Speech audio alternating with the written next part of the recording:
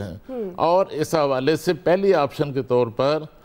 وہ چونکہ پیچھے جو سٹیک ہولڈرز ہیں وہ بھی شاید یہی چاہتے ہیں کہ ان دونوں جماعتوں کے درمیان جو پی ڈی ایم 2 کی بات ہو رہی ہے اس کو آگے بڑھایا جائے لیکن اگر اس آپشن میں معاملہ طے نہیں ہوتے تو پیپلز پارٹی کسی دوسری آپشن پر بھی جا سکتی ہے۔ صحیح رحمان، جیسے مولانا اب خبریں آ رہی ہیں وہ بھی آئیں گے لاہور، شہباز شریف صاحب سے ذرائع سے یہ خبریں ملاقات کریں گے تو کتنا امپورٹنٹ ہے، اور یہ زرداری صاحب کیا آپ کو لگتا ہے یہ آفر ایوان صدر میں بیٹھنے کی قبول کریں گے، یا بلاول جو بضد ہیں پرائم منسٹر بننے کے لیے کیا یہ فارمولہ آپ کو چلتا ہوا نظر آ رہا ہے، یا میاں نواز شریف صاحب آپ کو لگتا ہے کہ کیونکہ جیسے آپ پہلے بتا رہے تھے اگر ان کے وہ ایم کیو ایم کو پی ایم ایل کیو ہے آئی پی پی ان کو ملاتے ہیں تو یہ اس اچھی پوزیشن میں آ سکتے ہیں؟ دیکھیے اس میں ایک چیز تھوڑی سی اپنے ذہن میں رکھیں، پیپلز پارٹی نو ڈاؤٹ اس وقت جو ہے وہ میک اور بریک ٹائپ سچویشن میں ہے کسی بھی پارٹی کے لیے۔ 55 اراکین ہیں جو ان کی کنفرم سیٹیں ہیں، اور نہ صرف وفاق کے اندر بلکہ سینٹر کے اندر جہاں پر 137 نشستیں ہیں وہاں پر 10 پیپلز پارٹی کی ہیں۔ سو پیپلز پارٹی کی وہ پوزیشن ہے جو مسلم لیگ کاف کی پوزیشن تھی۔ مسلم لیگ کاف جو ہے وہ پہلے جو ہے وہ ساتھ تھے تو ان کا جو ہے وہ وزیر اعلیٰ عثمان بزدار کو سپورٹ کر رہے تھے، لیکن جب انہوں نے خود فیصلہ کیا تو انہوں نے پاکستان تحریک انصاف کو مجبور کر دیا کہ وہ 8-9 سیٹوں کے باوجود جو ہے وہ ان کو بطور وزیر اعلیٰ پرویز الہی کو قبول کریں۔ دیکھیے مائنورٹی پارٹی جو ہوتی ہے اس کا وزیر اعظم آنا مشکل ہوتا ہے۔ پیپلز پارٹی اس ساری ایکویشن میں ایک بڑا پارٹنر ضرور ہے، لیکن پیپلز پارٹی کا اور مسلم لیگ نون کی سیٹوں کا بڑا فرق ہے۔ پیپلز پارٹی 54 سیٹس کے ساتھ ہے۔ مسلم لیگ نون کی جب ہم سیٹس کی بات کرتے ہیں تو یہ مت بھولیے کہ ایم کیو ایم کی جو 17 سیٹس ہیں وہ مسلم لیگ نون کی الائیڈ پارٹی ہے۔ آئی پی پی کی جو 2 سیٹیں ہیں وہ مسلم لیگ نون کی الائیڈ پارٹی ہے۔ مولانا فضل الرحمان کی جو 3 سیٹیں ہیں، مولانا فضل الرحمان زیادہ نزدیک ہیں مسلم لیگ نون سے۔ مسلم لیگ کاف کی جو 3 سیٹیں ہیں وہ الائیڈ پارٹی ہے مسلم لیگ نون کی، پاکستان پیپلز پارٹی کی نہیں ہے۔ تو یہ انہوں نے جو بطور الائنس لڑا ہے، ان کے لیے سیٹیں خالی کی مسلم لیگ نون نے، ان کے ساتھ سیٹ ایڈجسٹمنٹ کی مسلم لیگ نون نے۔ تو یہ تمام کے تمام جو چھوٹے پارٹنرز ہیں اگر آپ ان کا نمبر بھی مسلم لیگ نون کے ساتھ ایڈ کر لیں تو یہ تقریباً 90-96 کے قریب 90-95 کے قریب یہ نمبر بھی پہنچ جاتا ہے۔ تو ایسی صورتحال میں میرا خیال ہے پیپلز پارٹی بارگیننگ کے لیے موجود تو ہے، لیکن وہ اس کنڈیشن میں نہیں ہے کہ جہاں پر وہ اپنا وزیر اعظم لانے کے لیے زور لگا سکے۔ تو میرا نہیں خیال کہ ایسی کوئی پیپلز پارٹی جو ہے ان سے کچھ ذرائع سے جو ہے وہ ہماری بات ہوئی، ان میں سے بہت سارے لوگوں کا خیال ہے کہ اگر جو زرداری صاحب ہیں وہ صدر کے طور پر بھی آ جائیں تو ان کے لیے بہتر ہوگا۔ اور دوسری عام چیز وہ بلاول بھٹو کو ایسے موقع پر نہیں لانا چاہیں گے کہ جب ایک کمزور حکومت بنے، ایک کولیشن پارٹنر بنے،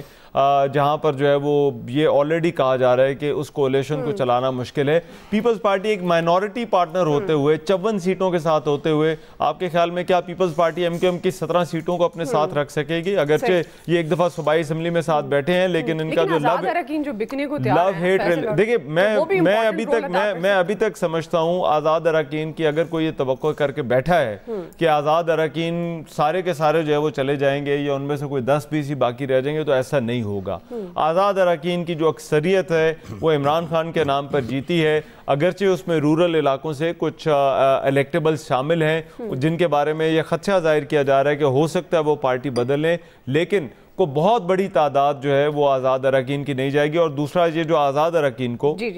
دیکھیں ایڈجسٹ کون کرے گا؟ مسلم لیگ نون نے ان کو پہلے ایڈجسٹ کیا لیکن مسلم لیگ نون نے اس کی ایک بھاری قیمت جو ہے وہ چکائی۔ آزاد اراکین نے اتنا ہی رہنا ہے۔ اگر اس کے ساتھ پاکستان پیپلز پارٹی کی مخصوص نشستیں، مسلم لیگ نون کی مخصوص نشستیں، دیگر جماعتوں کی مخصوص نشستیں، اب شیئر ان کا بھی بڑھنے والا ہے کیونکہ اب بے شک ان کی سیٹیں کم ہیں، مثلا مسلم لیگ کاف کی سیٹیں کم ہیں، لیکن جب تناسب کے لحاظ سے خواتین کی نشستیں ڈیوائیڈ ہوں گی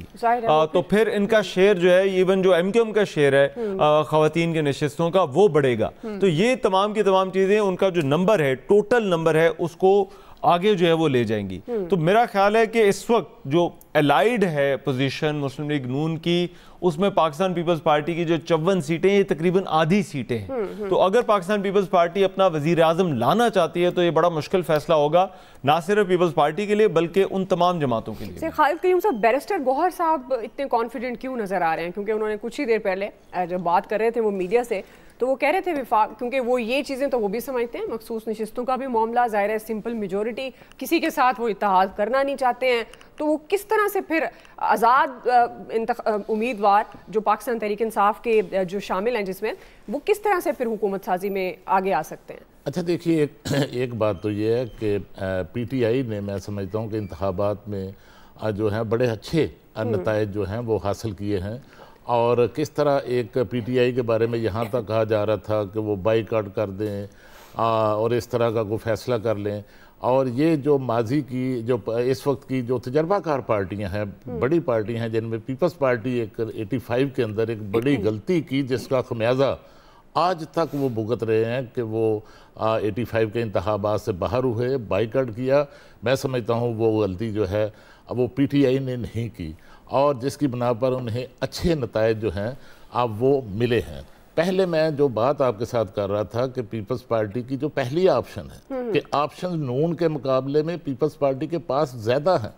اور پہلی آپشن جو ہے کہ نون لیگ کے ساتھ ان کے معاملات جو ہیں وہ طے کرنے کی کوشش کی جائے گی، اور جو جہاں سے یہ سہولت کاری ہو رہی ہے کہ دونوں جماعتیں مل کر پی ڈی ایم 2 کی طرف جائیں، تو اگر ڈیڈ لاک جو ہے وہ بڑھتا ہے، مذاکرات ناکام ہوتے ہیں، تو پھر اس میں پیپلز پارٹی جو ہے اس نے اپنی ایک آپشن جو ہے، حالانکہ یہ مشکل آپشن ہوگی، لیکن آپشن سیاست کے اندر ختم نہیں ہوتی، سیاسی جماعتیں اپنی آپشن جو ہیں وہ رکھتی ہیں، اور خاص طور پر پیپلز پارٹی تو ہمیشہ مذاکرات کی بات کی ہے، بات چیت کے عمل سے باہر نہیں ہوئے، تو میں سمجھتا ہوں کہ پیپلز پارٹی جو ہے وہ کسی سٹیج پر جا کر اگر ڈیڈ لاک قائم رہتا ہے تو پی ٹی آئی کے جو آزاد ارکان ہیں ان کے ساتھ بھی ان کی جو ہے وہ جماعت کی سطح پر بات چیت ہو سکتی ہے، اس کو آپ رول آؤٹ نہیں کر سکتے۔ ٹھیک ہے، اچھا رحمان، اگر تھوڑا اس پروسیس پر بات کر لیں، کیونکہ ابھی تو ظاہر نتیجے مکمل نہیں آئے ہیں، رزلٹ تقریباً کوئی 15 حلقے ہیں جن کے نتائج آنا ابھی باقی ہیں اگر قومی اسمبلی کی بات کی جائے، لیکن اس سے پہلے چیلنج ہونا بھی شروع ہو گئے ہیں، کیونکہ انتخاب کے دن پہ تو کہا جا رہا تھا کہ جی بڑا پرامن ہوا، لیکن نتائج نے ظاہرہ سب کو مشکوک کر دیا۔ چلے میں آپ کی طرف آتی ہوں، اس وقت فافن کی چیئرمین ہے مسرت قدیم صاحبہ، جنہوں نے ہمیں جوائن کیا ہے، چیئر پرسن ہے مسرت قدیم صاحبہ ہمارے ساتھ۔ جی میں آپ کو ویلکم کروں گی مسرت صاحبہ۔ ظاہرہ میں آپ کی دیکھ رہی تھی جو فائنڈنگز، ٹرن آؤٹ 48% رہا، لیکن اس وقت مسرت صاحبہ بہت ساری پولیٹیکل پارٹیز تحفظات کا اظہار کر رہی ہیں، کیا فافن کے بھی یہ تحفظات ہیں کہ واقعی جان بوجھ کر نتائج میں تاخیر کی گئی؟ السلام علیکم جی، بہت شکریہ جی۔ جیسے آپ نے ہمارے سنا ہوگا صبح کی جو ہم نے بریفنگ دی، جس طرح ہم نے بات کی کہ اتنا اچھا الیکشن کے ارینجمنٹ تھی، سب کچھ جو ہے وہ بہت اچھے طریقے سے ہوا، منظم ہوا، امن بھی قائم رکھا گیا، لیکن جو وجوہات یا وضاحتیں وہ ہیں وہ تو اپنی جگہ، لیکن جو ابتدائی نتائج کی تیاری اور ان کے اعلان میں تاخیر میں جو ہے وہ ایک اچھے خاصے الیکشن کو جو ہے وہ ہم نے صبح بھی کہا تھا کہ اس پہ سوال اٹھنا شروع ہو گئے ہیں، اور انتخابی نتائج کی جو ساکھ ہے وہ بھی جو ہے کوشچنیبل ہو گیا ہے، تو نیچرلی کی تاخیر نہ ہوتی، یہ پروسیس اسی طرح سموتھلی چلتا، اور ہمارے تقریباً 130 پولنگ اسٹیشن میں آروز نے جو ہے حلقوں میں مسرت قدیم صاحبہ اب ایک چیز ذرا ہمیں بتائیے گا، دیکھیے ایک ہوتا ہے irregularity، ایک ہوتا ہے کہ rigging، تو آپ کو بحیثیت مجموعی یہ جو پوری الیکٹورل ایکسرسائز ہے اس میں کیا irregularity آپ اس کو سمجھیں گے یا پھر آپ اس کو ایک rigged الیکشن قرار دیں گی؟ دیکھیں یہ تو وقت سے پہلے کی بات ہے، کیونکہ ہم ابھی اس کے اوپر کوئی کامنٹ نہیں کر سکتے ہیں جب تک کہ ہمارے پاس پورا جو ہے وہ ہم انالیسس نہیں کر سکتے۔ ہم نے جو پریلیمنری رپورٹ دی ہے اور جو ہماری آبزرویشنز آئی ہیں، ہم صرف اس حقائق کو آپ کے سامنے ہم لے کر آئیں گے۔ تھوڑی سی میں آپ کو ایک مثال دے دوں کہ 130 جو آروز کانسٹیٹوئنسیز میں ہمارے آبزرورز کو آروز نے جانے نہیں دیا، اور اس کے ساتھ ہی جو تھے تقریباً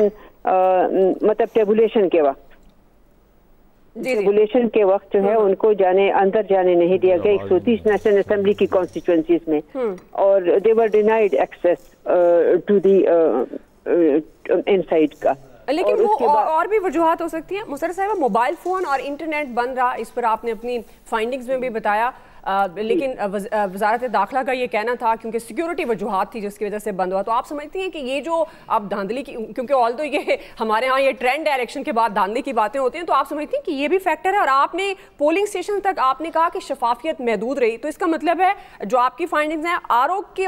جو دفاتر کے بعد معاملے پر شفافیت پر سوال اٹھنا شروع ہوئے؟ جی بالکل, ہم نے آج بھی اسی کے اوپر بات کی ہے کہ جیسے جو فارم 45 ہے, جو فارم 45 ہے, اس کی کاپیز جو ہیں ہمارے تقریباً 28.4% آبزرورز کو وہ نہیں دی گئی. اسی طرح سے جو ہے فارم 45 جو ہیں وہ اس کے اوپر پولنگ اسٹیشنز کی بلڈنگ میں جو ہے تقریباً ان کو فکس نہیں کیا گیا آؤٹ سائڈ دا بلڈنگ. تو یہ کچھ چیزیں ہیں نیچرلی. دیکھیں الیکشن کے اوپر اس طرح کامنٹ کرنا. بہت شکریہ مسرت کریم صاحبہ, آپ نے ہمیں وقت دیا. ناظرین کوئکلی ایک بریک لیتے ہیں, بریک سے واپس آئیں گے, ٹرانسمیشن کا سلسلہ جاری ہے.